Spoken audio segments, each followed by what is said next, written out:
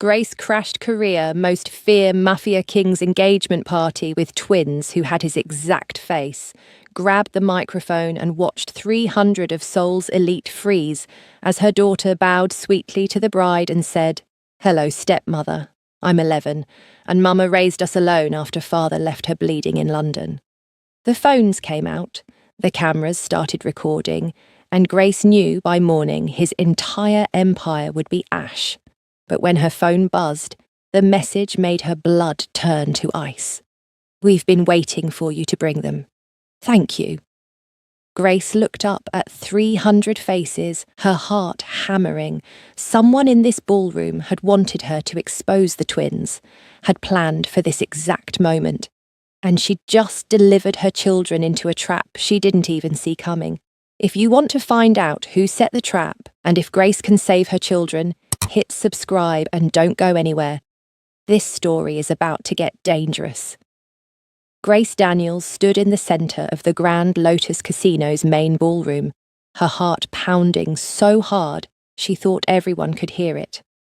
300 of Seoul's most powerful people surrounded her, champagne glasses frozen halfway to lips, conversations dying mid-sentence. The twins flanked her on either side, Seth's hand gripping hers with white-knuckled intensity, Sarah trembling but standing tall, just like Grace had taught her. The engagement party was in full swing moments ago. Now silence pressed down like a physical weight. On the elevated stage, Yoon Tae-yang stood beside his fiancée Min Ji-won, both dressed in coordinating cream and gold, looking like they'd stepped out of a luxury magazine. Ji-won's smile hadn't quite faded yet. She still thought this was her perfect night. Grace moved forward, heels clicking against marble. Every step echoed. "Security," someone hissed, but Grace was already climbing the stage steps.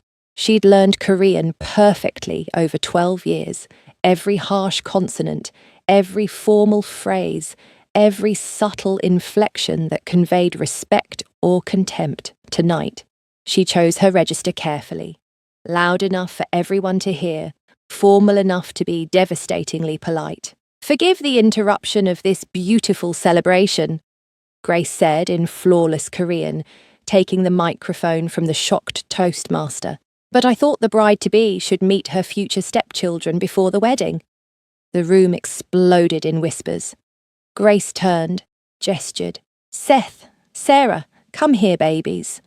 The twins walked onto the stage with the rehearsed precision Grace had drilled into them for weeks. Seth, 11 years old, already had Tae-yang's sharp jawline, those same calculating eyes that missed nothing. Sarah had inherited her father's face, but softened with Grace's warmth, making the resemblance somehow more heartbreaking. They stood under the crystal chandeliers, and 300 people saw the truth simultaneously. Tae-yang's face drained of colour for a man known as the Silent King, a man who'd never shown emotion in public.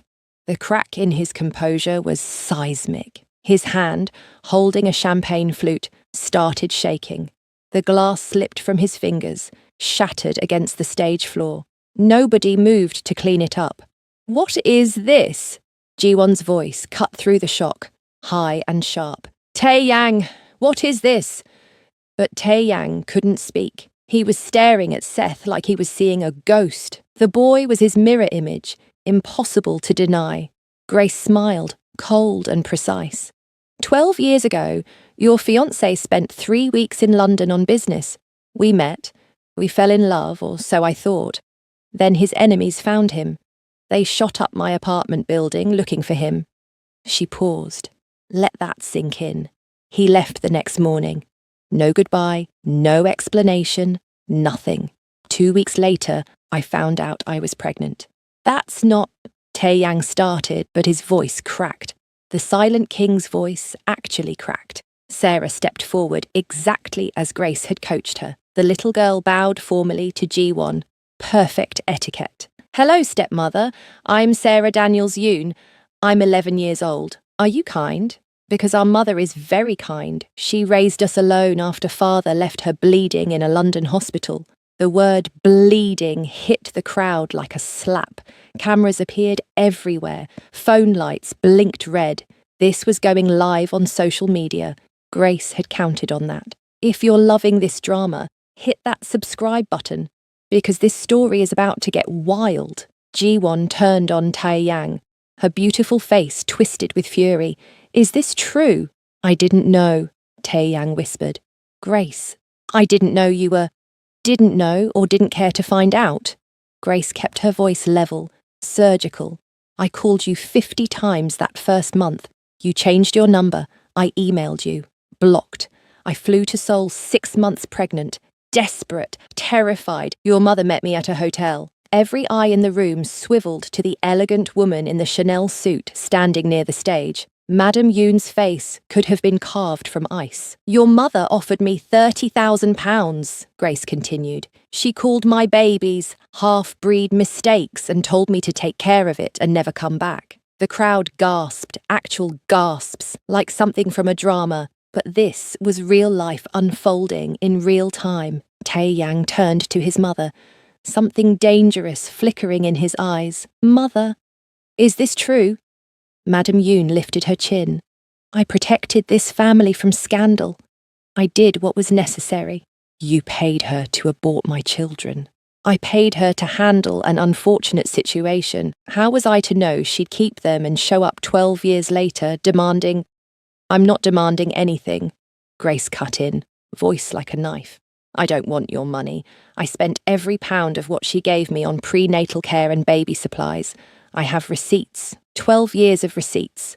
She pulled a folder from her bag, held it up. Every single penny accounted for. Seth moved beside his mother, addressed the crowd in formal Korean that made several people blink in surprise. A child speaking their language with such precision was unexpected. My mother taught us never to take what we haven't earned. We don't want your money. We wanted one thing, a father. The past tense landed like a bomb. Wanted, not want. Sarah's eyes filled with tears, real ones, not coached. Why didn't you want us, father? What did we do wrong? Tae-yang reached for her instinctively, and Seth moved like lightning, blocking his path. The 11-year-old boy stepped between the silent king and his daughter, fearless. Don't touch her, Seth said quietly. You don't get to comfort her now. You weren't there for 11 years of nightmares. 300 people watched an 11-year-old physically stop South Korea's most feared man, watched Tae-yang freeze, hand outstretched, unable to push past his own son. Ji-won laughed, brittle and sharp. This is insane. Security, remove these people immediately. On what grounds? Grace asked pleasantly. We haven't broken any laws. We're just introducing family to family. Surely you want to know the man you're marrying. A man pushed through the crowd, tall, broad-shouldered, with police commissioner insignia on his dress uniform. Ji-won's father. Commissioner Park took the stage with the easy authority of someone who controlled law enforcement in Seoul. These are serious accusations, Commissioner Park said, looking at Grace with shrewd eyes. Do you have proof these children are his? Grace smiled. She'd been waiting for this. From her bag, she pulled documents. Birth certificates with Yoon Tae-yang listed as father, photographs time-stamped from her pregnancy in London, hospital records, and the pièce de résistance. DNA test results, she said, handing the paper to Commissioner Park. I had it done 5 years ago using Mr. Yoon's publicly available blood sample from the charity drive he participated in, 99.9% match. Brilliant. Legal. Impossible to refute. Commissioner Park read the document, looked at the twins, looked at Tae-yang. His face told the story. He turned to his daughter. Ji-won, did you know about this? Of course not. Ji-won's composure was cracking. Tae-yang, did you know? No, Tae-yang said. And for the first time, emotion leaked into his voice. Pain, raw and real. Grace, I swear I didn't know you were pregnant. How could I? You didn't even know yet. You have to believe. I don't have to believe anything, Grace said softly. You left. That's fact. I was alone. That's fact. Your children grew up without you. That's fact. Whether you knew or not doesn't change what happened. A younger man rushed onto the stage, late 20s, handsome in an understated way that contrasted with Taeyang's sharp edges. He looked concerned, playing the worried brother perfectly. Taeyang, what's going on? Yoon Min-jun asked. Who are these people? Uncle, Sarah said brightly, because Grace had taught her about the whole family. I'm Sarah. This is Seth. We're your niece and nephew. Min-jun's face did something complicated. Surprise, then calculation, then a smile that didn't reach his eyes. Well, this is unexpected. Welcome to the family. He moved toward the twins, and Grace's instinct screamed something about his energy was wrong. Children, Grace said quietly. Stay close to me. Seth had the same instinct. He took Sarah's hand, pulled her back toward their mother. Min-jun noticed. His smile widened. Protective. I like that. You'll need that instinct in this family. He leaned closer to Seth, voice dropping. Your mother is very brave, bringing you here. But Seoul can be dangerous for people who don't understand how things work. Seth's eyes narrowed, then, louder, projecting his voice like Grace had taught him. Uncle, did you just threaten us? The room went silent again. Different quality this time. Dangerous. Min-jun's face smoothed into innocent confusion. Threaten? No, I was just... Mother, Seth said, turning to Grace. Uncle Min-jun just threatened us. He said Seoul is dangerous for people who don't understand how things work. Every phone in the room swiveled toward Min-jun. Caught on camera. Recorded. Undeniable. Commissioner Park's face hardened. Mr. Yoon, did you threaten these children? I was giving friendly advice. Save it, Ji-won snapped. She pulled the engagement ring off her finger.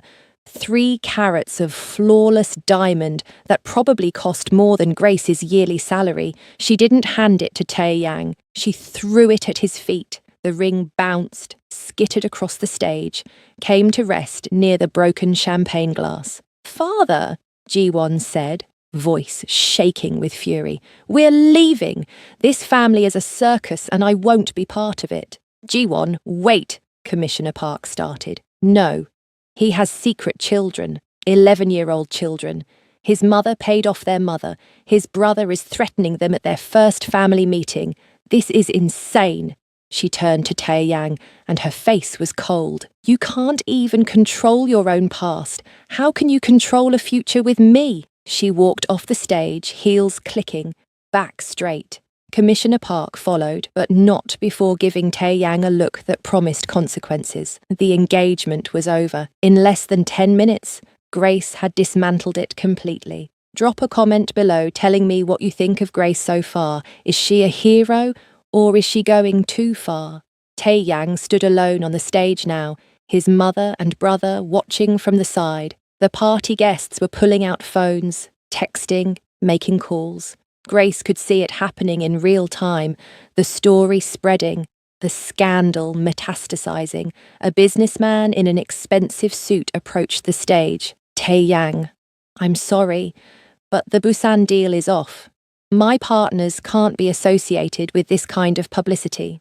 Another man, younger, apologetic. The casino investors are pulling out. This is too much exposure.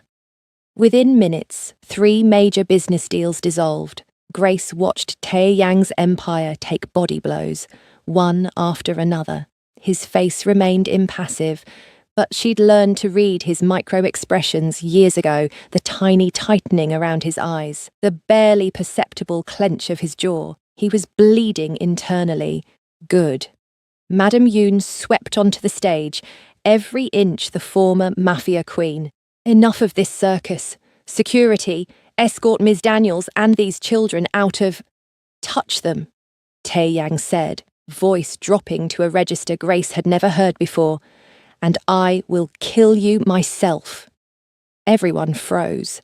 Madame Yoon's eyes widened. You would threaten me? Your own mother? You paid to have my children killed. Tae-Yang's voice was absolutely calm, which made it more terrifying. That makes you my enemy. Tae-Yang, you're being emotional. For the first time in my life, yes, I am. He turned to Grace, and she saw something in his eyes she couldn't quite name. Desperation, maybe. Grace, please, not here. Give me a chance to explain privately. You did this in private, Grace said. You left in private. You disappeared in private. We do this public. The press is recording everything. I know. That's the point. Grace took her children's hands. Come on, babies. We're done here. Wait, Sarah said, pulling against her mother's grip. Wait, I have a question. Grace hesitated. Sarah? Please, Mama, just one question. The little girl looked at Tae-Yang with eyes too old for 11. Father, did you love our mother? Back then, when you met her. Did you love her? The ballroom held its breath. Tae-Yang's mask finally shattered completely. His voice came out rough, broken. Yes. God help me. Yes. Then why did you leave? To protect her. My enemies would have killed her if they knew she mattered to me. Seth made a disgusted sound. So you protected her by abandoning her when she needed you most? That's not protection. That's cowardice. You don't understand the world I live in. No, you don't understand. Seth's voice rose, losing the formal Korean, reverting to the accent he'd learned from his mother. She raised us alone. She worked 3 jobs to keep us fed. She cried herself to sleep thinking she wasn't enough. She never told us you were a coward because she didn't want us to hate you, but I see it now. You're not a king. You're just a man who runs away. The words hit Tae-Yang like physical blows. Grace watched emotions war across his face. Shame, anger, grief, things she'd never seen from the silent king. Seth, Grace said gently, that's enough. No, it's not. Seth was crying now, angry tears streaming down his face. He doesn't get to say he loved you and then disappear. He doesn't get to stand there and act like he's the victim. We're the victims. We grew up without a father because he was too scared to fight for us. I fought for you every day, Tae-Yang said, voice cracking again. I looked for your mother for 12 years. I hired private investigators. I searched hospital records. I looked for you starting the day after I left. I didn't know you were pregnant, but I knew I'd made a mistake leaving you. When I couldn't find you, I thought the shooting had killed you, that you died from complications I never knew about. Liar, Seth spat. Tae-Yang moved faster than Grace expected, pulling something from his inner jacket pocket. A hospital bracelet, worn, faded, clearly old. He held it up, and Grace's stomach dropped. Her name was on it. The London hospital, the date of the shooting. I kept this, Tae-Yang said quietly, every day for 12 years. I've carried it everywhere. You think I didn't care? You think I forgot? His voice broke completely. She was the only person who ever made me want to be something other than this. Grace stared at the bracelet. She remembered waking up in the hospital, asking for it, being told it had been lost. He'd taken it. He'd kept it. I found out I was pregnant 2 weeks after you left, Grace said quietly. Alone. Terrified. I tried to call you 50 times that first month after I found out. Why couldn't you find us then? Grace heard herself ask. If you were looking so hard, why didn't you find us? Because you disappeared completely. No digital trail, no records, nothing. I thought... He swallowed hard. I thought maybe you'd died, that the shooting had complications I didn't know about. I've been looking for a ghost. I changed my name, Grace admitted, legally. After your mother paid me off, I became Grace Daniels. I was Grace Okonkwo before. Understanding dawned on Tae-Yang's face. You erased yourself. I protected myself. I protected them. Grace gestured to the twins. Your world tried to kill us once. I made sure it couldn't find us again. A slow clap interrupted them. Min-jun, still standing at the edge of the stage, was applauding. What a touching reunion. Really, I'm moved. His smile was sharp. But Tae-yang, we need to talk about the family business. These revelations are problematic. Not now, Min-jun. Yes, now. Min-jun's voice hardened. You're compromised. These children, this woman, they're liabilities. The family council needs to... I don't care about the family council. Well, you should. Mother, you agree with me, don't you? Tae-yang is emotionally unstable. He's making decisions based on feelings, not strategy. He just threatened his own mother over a woman he hasn't seen in 12 years. Madam Yoon's face was unreadable. Min-jun has a point. Are you seriously? Tae-yang started. I call for an emergency family council. Min-jun announced to the room. Vote of confidence in current leadership, tonight. The remaining guests murmured. This was unprecedented. A public coup attempt. Grace saw the trap closing. This was what Min-jun wanted. The chaos. The scandal. The emotional breakdown. He'd been waiting for his brother to show weakness. But Grace hadn't survived 12 years alone by being naive. Before you vote, Grace said loudly, you might want to know something interesting I discovered. She pulled out her phone, pulled up a file. 12 years ago, the gang that attacked us in London. They knew exactly where to find Tae-yang, knew which apartment, which floor, which night. She looked at Min-jun.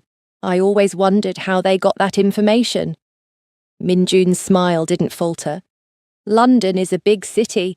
Gangs have networks. They do. So I hired my own investigator, former MI6, very good at following money. Grace swiped through her phone. Want to know what he found? Wire transfer from a Seoul bank to a London criminal organisation, sent 3 days before the attack. The account belonged to a Yoon Min-jun. The silence was absolute. Tae-yang turned to his brother slowly. What is she talking about? She's lying, trying to divide us. I have bank records, Grace said. I have communication logs. I have testimony from one of the gang members who's now in witness protection. He said a Korean man paid them to kill Yoon Tae-yang, said the man wanted it to look like a rival gang hit. Tae-yang's face went blank. Not emotionless, Grace realised. Shut down, like his brain was processing something too big to show externally. Min-jun, he said, voice terrifyingly calm. Did you try to have me killed? Brother, she's manipulating you. Answer the question. Min-jun's mask cracked. You were getting soft, meeting some foreign girl, talking about leaving the business, about going legitimate. You were going to destroy everything father built. I saved you from yourself. You almost killed the mother of my children. I didn't know she was pregnant. That was unfortunate collateral. Tae-yang moved. 1 second he was standing still. The next his hand was around Min-jun's throat, slamming him against the wall. The violence was shocking in its speed and precision. You tried to kill me, Tae-yang said, voice still calm. You shot at me and hit her instead. She lost her scholarship. She lost her career. She was alone and terrified and pregnant because of you. Min-jun gasped for air. Brother, please, don't call me brother. Tae-yang released him, stepped back. You're expelled from this family, effective immediately. You can't do that, Mother. Tell him. Madam Yoon was staring at her younger son like she'd never seen him before. You tried to kill your brother? To save the family. Get out, she said quietly. Get out of my sight. Hit that like button if you're as shocked as I am right now. Min-jun's face twisted with rage. This isn't over. You think you can just... Security appeared, finally. Large men in black suits who'd been waiting for clear orders. They took Min-jun by the arms, started escorting him out. He fought, shouting, You'll regret this. Both of you. I'll destroy everything you... The ballroom doors closed behind him, cutting off his threats. The party guests were leaving now. sensing the evening was over. Grace watched them file out, whispering, recording, spreading the story. By morning, all of Seoul would know. Good. Sarah was crying silently, overwhelmed. Seth looked exhausted, his earlier rage burned out. Grace gathered them close, and they were just children again, not weapons, just her babies, tired and scared. Come with me, Tae-yang said. Please, let me explain everything properly. Not here. Where? Grace asked warily. My home. It's secure, private. The children can rest. Your home? You mean where your mother lives? No, my private residence. She doesn't have access. Grace hesitated. Every instinct screamed this was a bad idea, but Sarah was shaking, and Seth looked ready to collapse, and they needed somewhere safe to process everything that had just happened. Fine, she said. But we leave when I say we leave. Agreed. They left through a back exit, away from the cameras.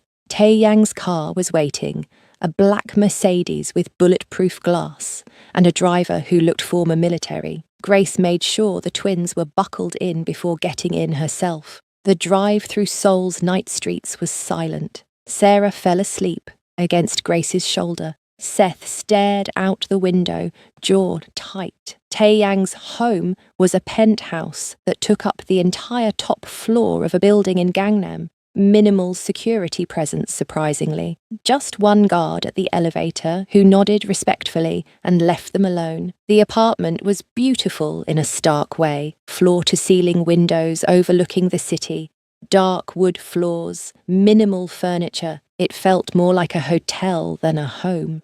Guest rooms are down that hall, Tae-yang said. The children can rest. Grace guided the twins to the rooms. Seth went without protest, too tired to argue. Sarah clung to Grace for a moment. Mama, are we safe here? Yes, baby, I promise. Is father a bad man? Grace smoothed her daughter's hair. He's a complicated man who made bad choices, but he won't hurt us.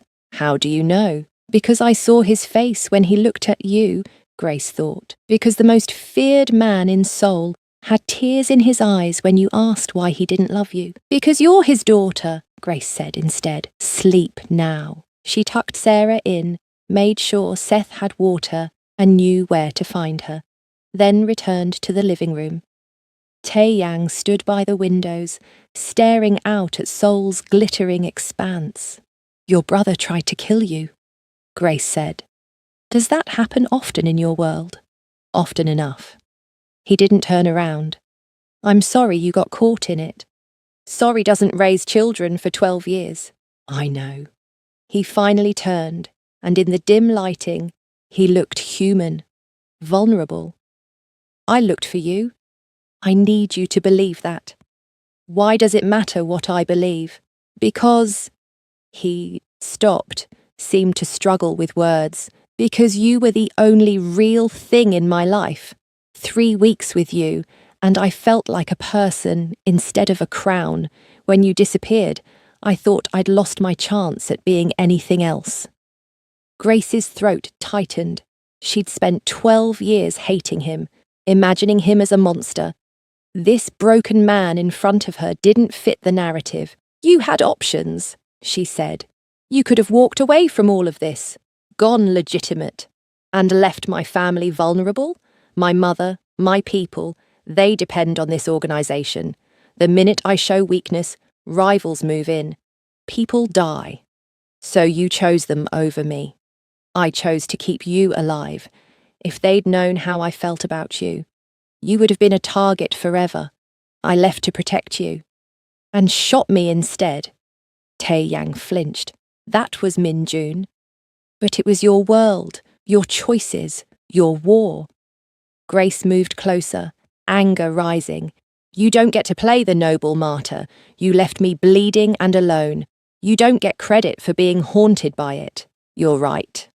The simple agreement caught her off guard. You're absolutely right. Tae-yang continued. I don't get credit for regret. I don't get credit for looking for you. I destroyed your life, and I don't get to feel sorry for myself about it. He met her eyes. But I am sorry. For what it's worth. It's worth nothing, Grace said, but her voice lacked conviction. I know. He turned back to the window. You should rest. Tomorrow I'll arrange security for you and the children. You'll need it now that you've painted targets on your backs. We're not staying in Seoul. Yes, you are. Grace stiffened. Excuse me. The second you stepped into that ballroom, you declared war on everyone who wants me weak. My mother's allies, Min Jun's contacts, rival families who see this as an opportunity. If you go back to London now, you'll be dead within a week. You're being dramatic. I'm being realistic. You humiliated powerful people tonight. They will retaliate. The only reason you're alive right now is because you're with me, and killing you means going through me. The cold calculation in his voice reminded Grace who she was dealing with. Not the broken man from moments ago, the silent king. So what? Grace said. We're prisoners. You're protected. There's a difference. Not from where I'm standing. Tae-yang moved closer, and Grace fought the urge to step back. You came here for revenge. You got it. I lost my engagement, my business deals, my family unity. You destroyed me in front of everyone who matters. Mission accomplished, but now you live with the consequences. I didn't ask for your protection. You didn't have to. Those children are mine, which means keeping them safe is my responsibility now, whether you like it or not. Grace wanted to argue, but exhaustion was setting in. The adrenaline from the confrontation was fading, leaving her shaky and drained. Fine, she said. We'll stay tonight, but tomorrow we talk about options. Tomorrow, Tae-yang agreed. Grace went to the guest room, locked the door, and sat on the bed. Her phone was exploding with messages, news articles already published, photos from the party, videos of her dramatic entrance. One message stood out, from her sister Dee. Grace, what the hell did you do? It's all over the news. Are you safe? Grace replied, I'm fine. At his place. Long story. The response came immediately. His place? Are you insane? I'm on the next flight to Seoul. Don't. I have it under control. You have nothing under control. I'll be there in 18 hours. Don't die before I arrive. Grace smiled despite everything. Dee had her back. Always had. She checked on the twins one more time, found them both sleeping, then tried to sleep herself. But every time she closed her eyes, she saw Tae-yang's face when Sarah asked if he'd loved her. The raw emotion, the genuine pain. It would be easier if he was just a monster. Comment below. Is Tae-yang telling the truth or manipulating Grace? What do you think? Grace woke to voices, low and tense, speaking Korean. She checked her phone, 3 a.m. The twins were still asleep. She crept down the hallway toward the living room. Tae-yang was on the phone, pacing. I don't care what the council thinks. No, Mother, you don't get a vote anymore. You forfeited that when you tried to buy off the mother of my children. Pause. That's not relevant. Yes, I know what this means for the business. I'll handle it. He ended the call, immediately started another. Commissioner Park, I know it's late. I need to discuss G1. Another pause, longer. I understand she's upset. I'm not asking her to reconsider. I'm asking you not to retaliate against my family because of this. The children are innocent. His voice hardened. Don't threaten me. You know what I'm capable of. He hung up, ran a hand through his hair. For the first time, Grace saw him looking stressed. Actually stressed, not performing composure. Eavesdropping? He asked without turning around. Your phone voice carries. Sorry if I woke you. I couldn't sleep anyway. Grace moved into the room. Trouble? The council wants to vote me out. G1's father is threatening to investigate my businesses. 3 more partners pulled funding, and my mother is demanding I make you and the children disappear for the good of the family. Sounds like a normal day for you. Tae-yang laughed, sharp and bitter. Actually, this is significantly worse than normal. He looked at her. You're very good at destruction. I learned from the best. Fair. He moved to the bar, poured whiskey. Want one? It's 3 a.m. That wasn't a no. Grace accepted the glass. The whiskey burned going down, smooth and expensive. What happens now? Now I decide if holding on to power is worth what it's going to cost. And what's it going to cost? Everything else, probably. My mother's support, my brother's loyalty, though I suppose that was already gone. Political connections, business partnerships, respect. He drank, all because I couldn't let you go 12 years ago. You did let me go. No, I physically left. I never let go. He set his glass down with a sharp click. You want to know the truth? The real truth? I'm not sure I trust your version of truth. Smart, but I'll tell you anyway. He moved closer, and Grace's heart rate picked up. I could have found you if I'd really tried. I could have hired better investigators, used more resources, called in favours, but part of me didn't want to find you. Grace's breath caught. What? Because finding you meant facing what I'd done. It meant admitting I'd made the wrong choice. It meant seeing you look at me exactly the way you're looking at me now, like I'm something diseased. He smiled without humour. So? I looked, but not too hard. I kept your hospital bracelet and told myself I was protecting you by staying away. I'm not a martyr, I'm a coward. Your son was right. The honesty was worse than lies. Grace didn't know what to do with it. Why tell me this? She asked. Because you deserve to know the man you're dealing with, not the king everyone sees, not the monster you've imagined, the actual person who's selfish and broken and makes terrible choices. That doesn't make me feel better. It's not supposed to. It's supposed to be true. He refilled his glass. Seth hates me, I can see it. Sarah wants to love me, but doesn't trust me. And you... He trailed off. Me what? You scare me more than any rival ever has. Grace laughed despite herself. I scare you? The feared mafia king? Terrify me. Because you have the power to destroy me in ways that have nothing to do with business or territory or blood. He met her eyes. You have my children. You have 12 years of their lives I'll never get back. You have the moral high ground. And worst of all, you still have this. He gestured between them, and Grace felt it too. That old pull, the chemistry that had made her fall for him in London. It hadn't died. 12 years, an ocean of betrayal, and it still hummed between them like a live wire. Don't, Grace said. Don't what? Whatever you're thinking. Don't. I'm thinking I never stopped loving you. Is that what you want me not to say? Yes, exactly that. Too late. Grace set her glass down hard. You don't get to love me. You don't get to stand here and confess feelings and expect that to fix anything. I came here to ruin you, not to reconcile. I know.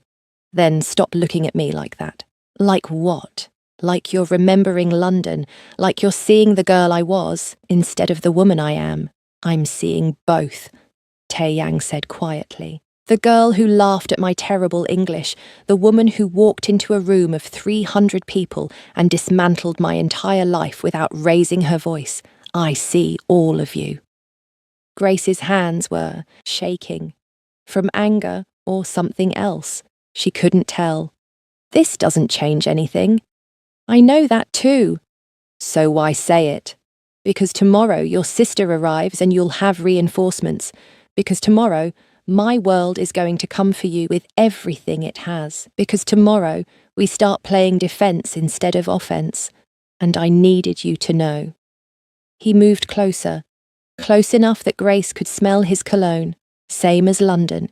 He'd never changed it. I needed you to know that if I'd known about them, about you being pregnant, I would have burned down my entire empire to be with you. Every bridge, every alliance, every drop of blood I've spilled, I would have walked away from all of it. But you didn't know, Grace whispered. So it doesn't matter. It matters to me. They stood there, inches apart, 12 years and 2 children between them. Grace's phone buzzed, breaking the moment. She stepped back, checked it. Message from an unknown number. Beautiful children, be a shame if something happened to them. Leave Seoul or find out what we do to traitors' families. Her blood went cold. What is it? Tae-yang saw her face, took the phone. His expression went deadly. When did you get this? Just now. He was already dialing, phone to his ear.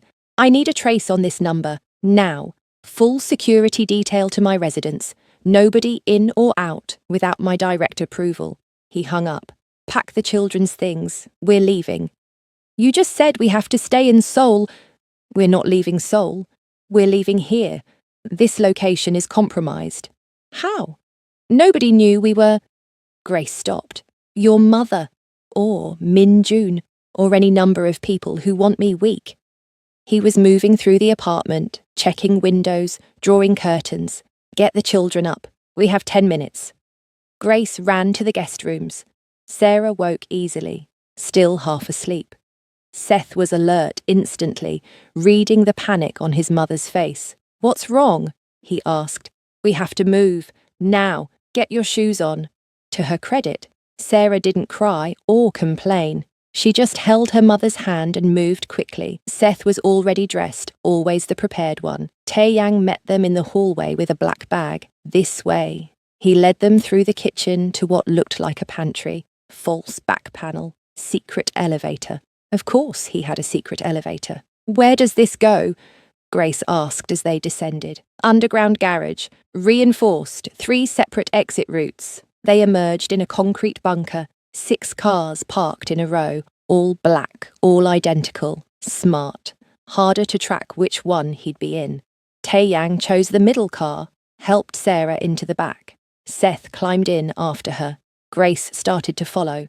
Front seat, Tae-yang said. I need you to navigate if things get complicated. I don't know, Seoul. You speak 6 languages. If I tell you where to go in Korean, you can repeat it to the backup team in English. Front seat, Grace obeyed. The car started, with a quiet purr. Bulletproof glass, reinforced chassis.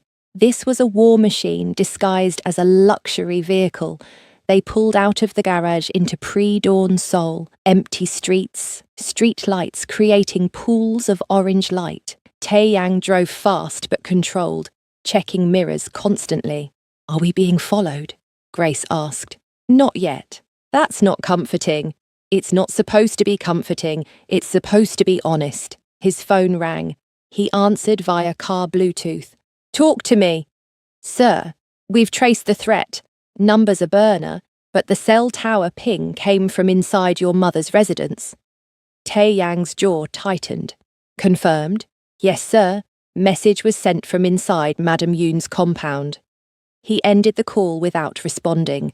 Accelerated. Your mother threatened our children, Grace said, voice shaking with rage. I don't know if it was her directly or someone in her household, but yes. Where are we going? Somewhere she doesn't control, somewhere Min Jun doesn't know about, somewhere we can regroup. They drove for 20 minutes, leaving the city centre. Grace recognised some landmarks from her earlier trip to Seoul, 6 months pregnant. Desperate meeting Madam Yoon at that hotel. The memory still burned. They pulled up to a warehouse district. Tae-yang parked, killed the engine. Stay in the car, he said. I need to check something. He disappeared into one of the warehouses. Sarah was asleep again in the back. Seth was watching everything with those sharp eyes. Mum, Seth said quietly. Are we going to be okay? Grace turned to look at her son. I don't know, baby. I thought I had this under control, but... You did what you needed to do. I'm not mad. Seth's voice was mature beyond his years. I'm scared, but I'm not mad. I should have planned better. Should have anticipated. You can't plan for everything. That's what you always tell us. He reached forward, squeezed her shoulder. We're together. That's what matters. Grace's throat tightened with emotion. Her brilliant, brave boy. Tae Yang returned, got back in the car. It's clear, come on. The warehouse was actually a fully furnished safe house, modern, clean, stocked with food and supplies. Guard station outside, but the interior was homey. How many of these do you have? Grace asked. 7. This is the only one tied to me personally, not the organisation. My mother doesn't know about it. He showed them to bedrooms. Actual bedrooms with clothes in the closets, toiletries in the bathrooms. He'd prepared this place for hiding. Seth and Sarah went to their rooms. Grace lingered in the main living area. Your sister lands in 6 hours, Tae Yang said, checking his phone. I'll send a car to get her. How do you know when she lands? I know everything about everyone connected to you. It's called being thorough. It's called being invasive. In my world, they're the same thing. He poured coffee from a machine that looked brand new. You should rest. The children will need you sharp when they wake up. I can't rest. Every time I close my eyes, I see that message. Beautiful children. Grace's voice cracked. They threatened my babies. Our babies. And yes, they did. Which is why that person will be dead by sunrise. The casual way he said it should have horrified Grace. Instead, she felt a dark satisfaction. Good. Tae Yang raised an eyebrow. Bloodthirsty. I like it. This is your fault, Grace said, needing to aim her fear at someone. Your world, your family, your choices. My children are in danger because of you. Yes, that's it. Just yes. What do you want me to say? That I'll fix it? I'm trying. That I'm sorry? I am. That I wish I'd never met you so you'd be safe. He set his coffee down. I can't wish that, because then Seth and Sarah wouldn't exist, and they're the best thing I never knew I made. Damn him for saying the right thing. Grace sat heavily on the couch. I was supposed to ruin you and leave. That was the plan. Plans change. I don't want to be here. I don't want to need your protection. I don't want my children caught in a mafia war. I know. Stop saying that. What should I say instead? I don't know. Something that isn't just accepting blame. Fight back. Defend yourself. Give me something to be angry at instead of this. She gestured helplessly. Instead of what? This honesty. This vulnerability. I liked it better when I could hate you completely. Tae Yang moved to sit beside her. Not touching, but close. You can still hate me. I won't stop you. It's harder now. Because you've seen that I'm human. Because I've seen that you're suffering too, and I'm not petty enough to enjoy that.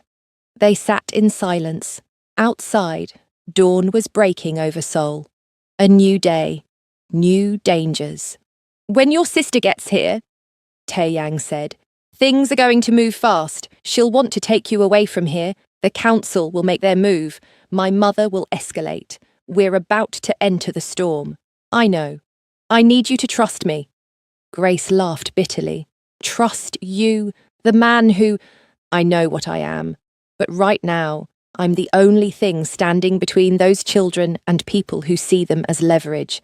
So yes, I need you to trust me, just for a little while.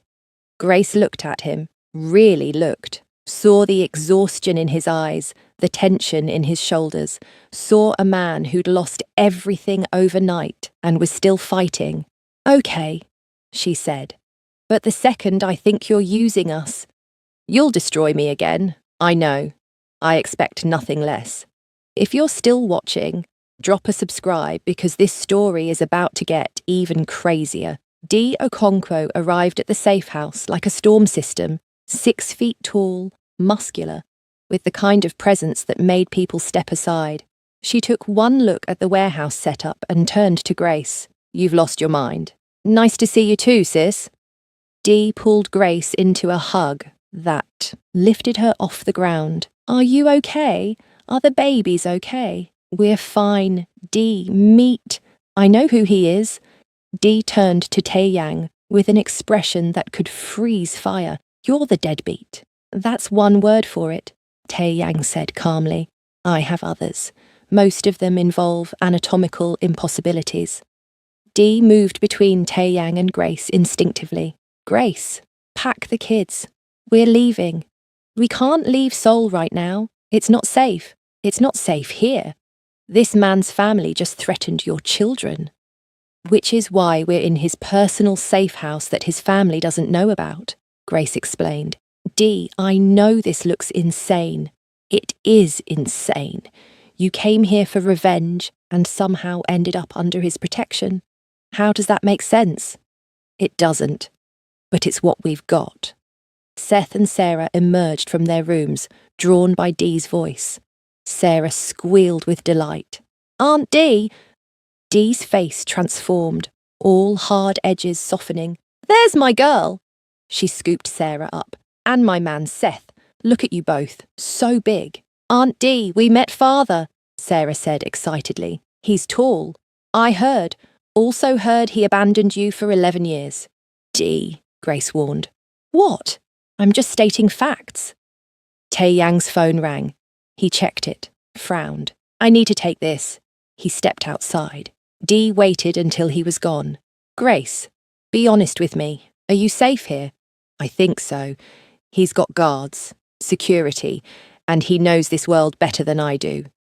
That's not what I asked. Are you safe? From him?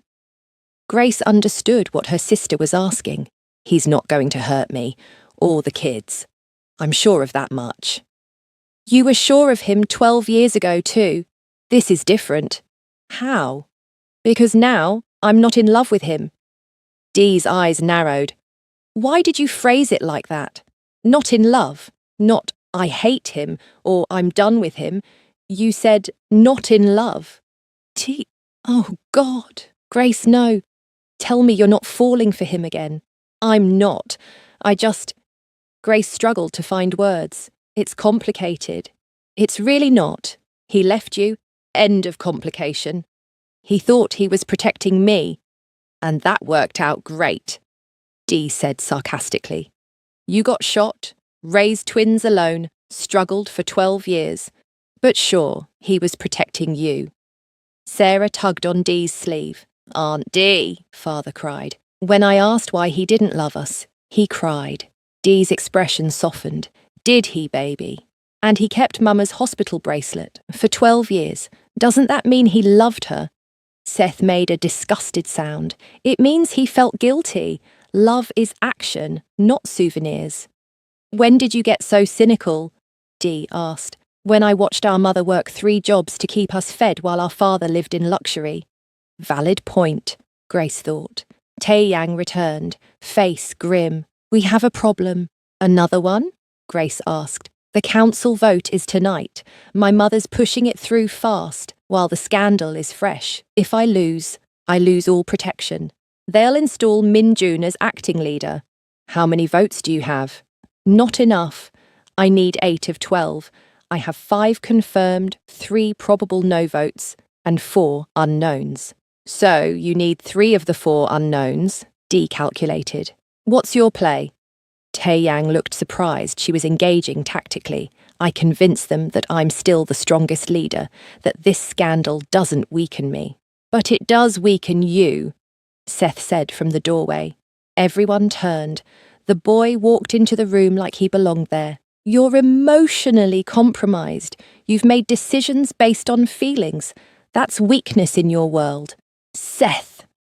Grace started. No, he's right, Tae-yang said. That's exactly what they'll say. So, change the narrative, Seth continued. Make it about strength.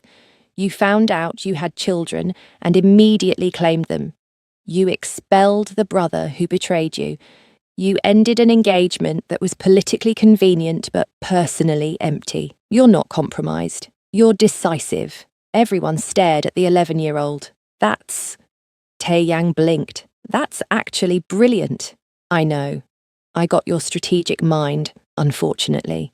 Seth crossed his arms. But here's the thing. If you use that angle, you have to fully commit. No hiding us. No keeping us secret. We become assets, not liabilities. Absolutely not, Grace said. I'm not turning my children into political tools. We already are political tools, Mum. The second we walked into that party, we became leverage. The question is whether we're leverage that makes Father look weak or strong. Dee whistled low. Kid's got a point. Whose side are you on? Grace demanded. Whichever side keeps my niece and nephew alive. Right now, that's the side where everyone sees them as protected, not vulnerable. Dee turned to Tae-yang. What's the plan if you lose the vote? I have resources outside the organisation. Money, properties, contacts. I can keep them safe, but I lose the infrastructure. And if you win, then I use the full weight of the organisation to eliminate every threat. No mercy, no negotiations. I vote for option 2, Dee said. This isn't a democracy, Grace snapped. Actually, it is. Tonight's vote decides everything. Sarah raised her hand like she was in school. Can I say something? Always, baby, Grace said. I think we should help Father win. Grace's heart sank. Sarah, because if he loses, the bad people win. Uncle Min-jun tried to kill Father. Grandmother threatened us. If they take over, what happens to us? We leave, we go back to London, and they follow us, Seth said quietly. Mum, you know they will. We're witnesses now. We know too much. The only way we're truly safe is if Father has the power to protect us. Grace looked at her children. When had they become so pragmatic? When had they learned to think like this? They shouldn't have to think like this, she said to Tae-yang. They're 11. I know. I'm sorry. Stop apologising and fix it. I'm trying. He checked his watch. The vote is in 6 hours. I need to meet with the unknown council members. Convince them personally. Take the kids, Dee suggested. What? No. Grace moved between Tae-yang and the twins. Hear me out. He shows up with his children. Shows he's not hiding them, not ashamed. Shows they're smart, well-raised, an asset to the family. It's a power move. It's using them. It's including them, Seth said. There's a difference. Sarah nodded. I want to help Father. See? Dee spread her hands. Democracy. Grace looked at Tae-yang. If I agree to this, you keep them in sight every second. One hint of danger, you get them out. I swear it. And I'm coming too. Grace, that's not... Those are my terms. We do this together or not at all. Tae-yang studied her face, then nodded. Together. Grace turned to Dee. You're the getaway driver. Anything goes wrong, you get them out of Seoul. On it. Dee cracked her knuckles. This is either going to be brilliant or catastrophic. Probably both. Seth muttered. 2 hours later, they were in Tae-yang's war room. Actual war room, with screens showing various council members' locations, files on each person, strategic analysis. Council member Kim. Tae-yang briefed them. 65, old school, values tradition and family.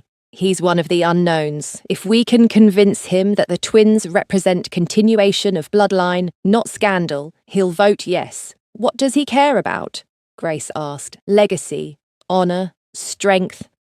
Then we lead with Seth. Grace turned to her son. You speak to him in Korean. Formal register. Show respect but confidence. Seth nodded. I can do that.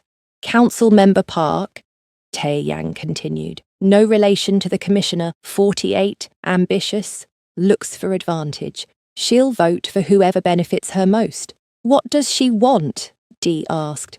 More territory, control of the southern docks. Can you give her that? If I win the vote, yes. Then that's her price, Grace said. Simple transaction. They went through each council member, strategizing, planning. Sarah sat quietly, listening.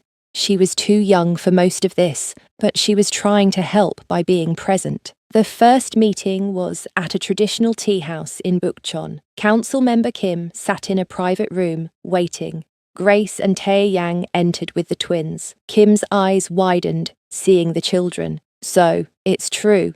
Yes, Tae-yang said. Allow me to introduce my son, Yoon Seth, and my daughter, Yoon Sarah. Seth bowed with perfect form, spoke in flawless Korean. Honored elder, thank you for meeting with us. My sister and I know our existence is unexpected, but we hope to prove ourselves worthy of the Yoon name. Kim's face showed surprise, then approval. Your Korean is excellent. Our mother insisted we learn our heritage, Seth replied. Even when father couldn't be present, she made sure we knew where we came from. Grace watched Kim's face. He was impressed. Good. And you, little one. Kim addressed Sarah. What do you think of all this? Sarah stood, bowed. I think families are complicated, but I love my father and I want to know him. Is that wrong? Not wrong. Honest. Kim turned to Tae-yang. These children are well raised. Their mother is remarkable. Yet you left her. I made a terrible mistake. I'm trying to correct it. Kim studied them. The question before the council is whether you're fit to lead, emotionally stable, strategically sound. I understand. Finding out you have children after 12 years would destabilize any man. How do I know you won't make decisions based on emotion instead of logic? Seth stepped forward. May I speak, honored elder? Kim nodded. Logic and emotion aren't opposites. Seth said carefully. A leader who can't feel is a tyrant. A leader who only feels is a fool. My father is neither. He's a man trying to balance both. That makes him human. And humans build better futures than tyrants or fools. The room went silent. Grace's heart swelled with pride. Kim smiled slowly. You have your father's mind and your mother's heart. A dangerous combination. He turned to Tae-yang. You have my vote. Don't waste it. One down. The next 3 meetings followed similar patterns. Council Member Park negotiated her dock territory and voted yes. Council Member Lee needed assurance that Tae-yang would be strong against rivals. Seth's calm analysis of recent territorial conflicts convinced him. Council Member Choi was the hardest, a woman who'd never liked Tae-yang and saw this as her chance to remove him. Why should I trust a man who didn't even know his own children? Choi demanded. Because he does now, Grace said quietly. It was the first time she'd spoken in these meetings, and he's fighting to protect them. That's not weakness. That's what every parent does. You defend him after what he did to you? I'm not defending what he did 12 years ago. I'm defending what he's trying to do now. There's a difference. Choi studied Grace with sharp eyes. You're either very forgiving or very foolish. I'm neither. I'm practical. My children are in danger because I brought them into this world. Now I'm doing everything I can to keep them safe, including working with a man I have every reason to hate. And if he betrays you again, then I'll destroy him again, more thoroughly this time.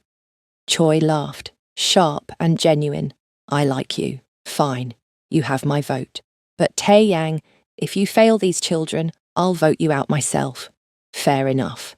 They had 8 votes now, enough to win. But when they returned to the safe house, Dee was waiting with bad news. Minjun knows where you are. How? Tae-yang demanded. Followed one of the council members here. He's got people surrounding the building, not attacking, just watching, waiting. For what? For the vote. If you win, they retreat. If you lose... Dee didn't finish. Sarah grabbed Grace's hand. Mama, I'm scared. I know, baby. Me too. Seth was at the window, looking out at the street. How many of them?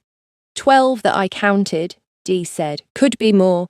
We have 6 guards, Tae-yang said. Not enough if they push. So, we leave, Grace said. Go somewhere else. If we run now, I look weak. The vote is in 2 hours. I need to show strength. Strength doesn't matter if you're dead. Death is just another kind of weakness. Grace wanted to scream at his mafia logic, but Seth spoke first. "What if we change the location?" the boy suggested. "Move the vote somewhere Min Jun can't control, somewhere public. The council meets in private, but there's no rule it has to be private, right? It's just tradition." Seth was thinking out loud. What if you called an emergency public council, made it transparent, showed everyone you're not hiding? That's never been done. Maybe it's time to change tradition. Tae-yang looked at his son with something like wonder. "You really do have my mind." "And I hate it," Seth said. "But right now, it's useful." 40 minutes later, Tae-yang was making calls. The council members resisted at first, but when he explained the situation, that Min Jun's men were surrounding his location, that this was already a siege whether they acknowledged it or not, most agreed. The vote would happen at the Grand Lotus Casino, the same ballroom where Grace had destroyed Tae-yang's engagement, public, transparent, unavoidable. "This is insane," one council member said over the phone. "This is survival," Tae-yang replied. They arrived at the casino with 15 minutes to spare. Press was already there, summoned by an anonymous tip. Grace suspected D.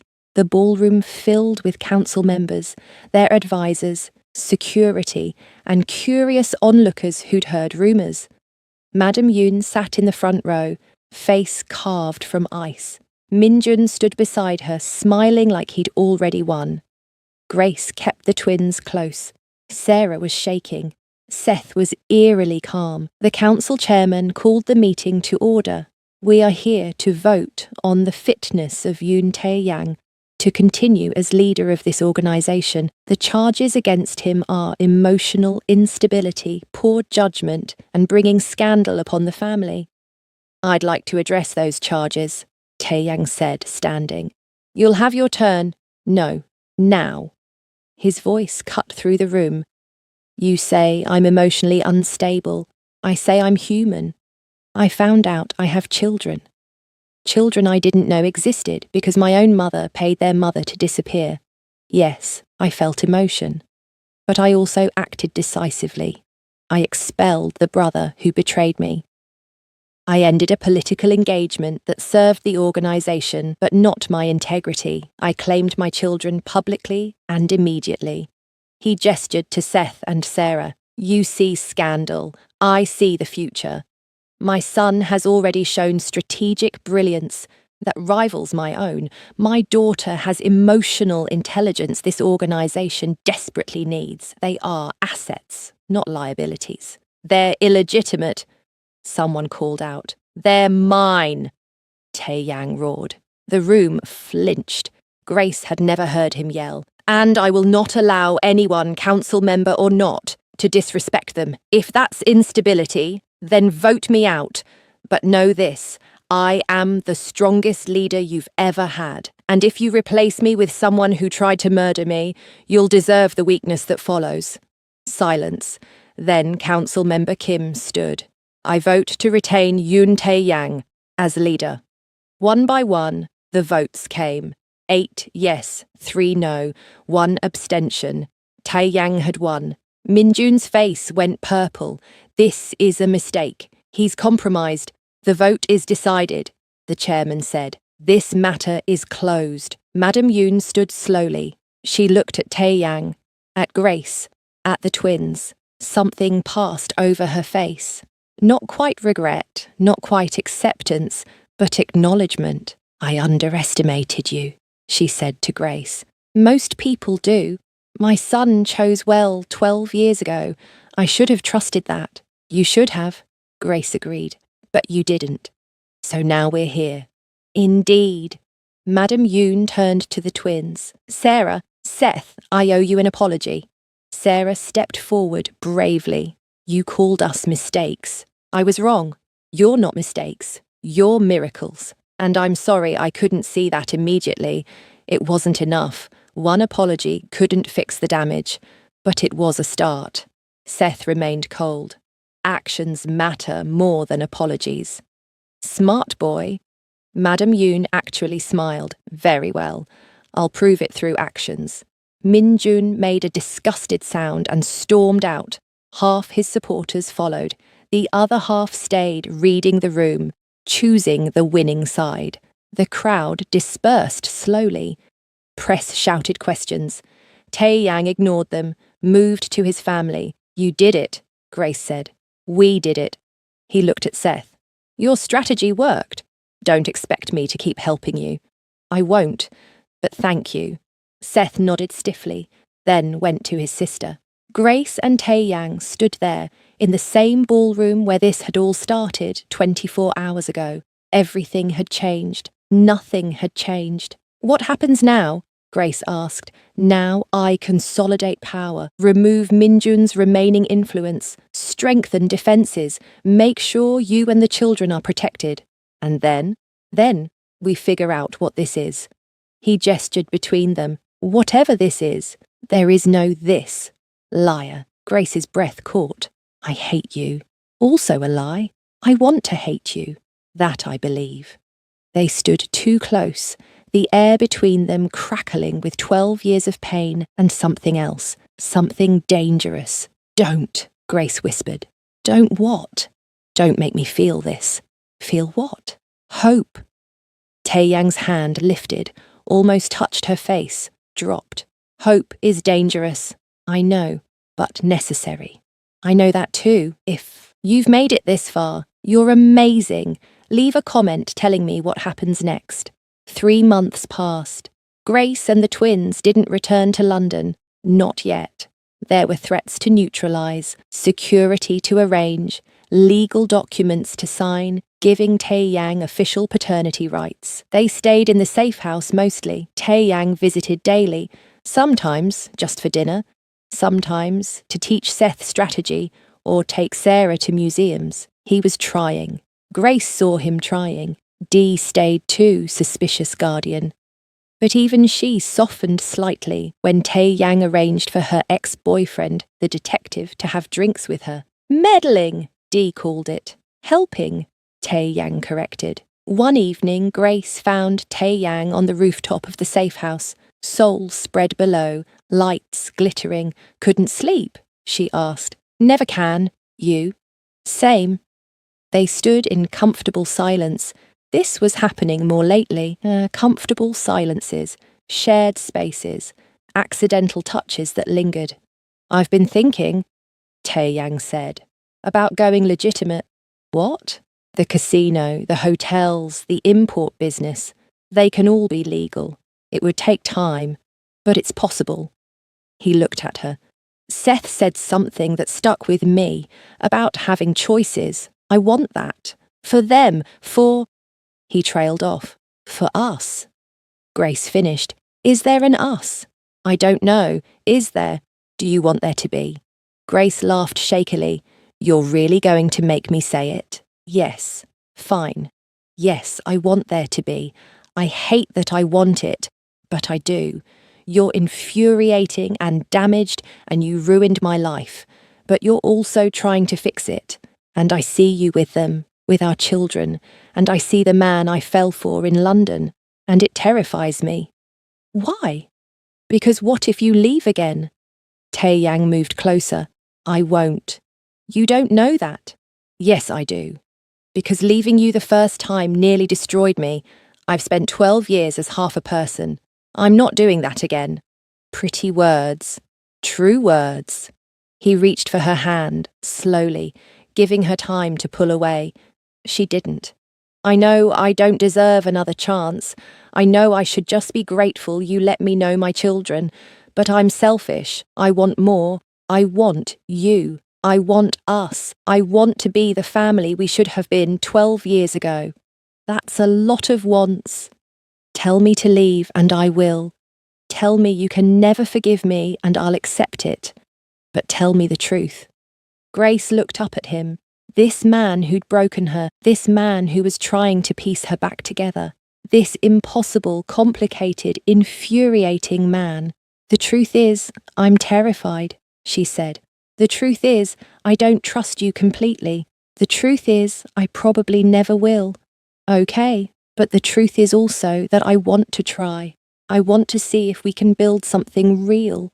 Not the fantasy from London, something honest and hard and real. I'll take it. It won't be easy. Nothing worth having is. He leaned down, slowly. She leaned up. When their lips met, it felt like coming home and stepping off a cliff simultaneously. Terrifying. Perfect. They broke apart, and Grace laughed, shaky. We're probably making a huge mistake. Probably. The twins are going to have opinions. Seth will hate it. Sarah will plan our wedding. You're not allowed to joke about weddings yet. We're at kissing. That's it. Noted. They kissed again. Longer this time. 12 years of longing and pain and hope compressed into a moment. When they finally went inside, they found Seth and Sarah watching from the window. Sarah was grinning.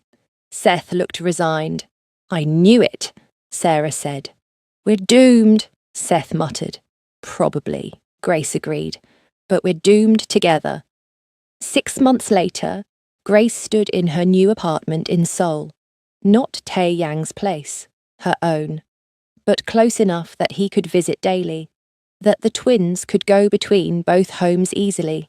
They weren't married, weren't even officially together in any public way, but they were trying. Family dinners, weekend trips, therapy, both individual and together, working through 12 years of damage slowly, carefully. Tae Yang had started the process of legitimizing his businesses. It would take years. But he'd committed. For the children. For Grace. For himself. Madame Yoon had actually apologized, properly, to both twins and Grace. She was trying to build relationships with her grandchildren. It was awkward, but it was something.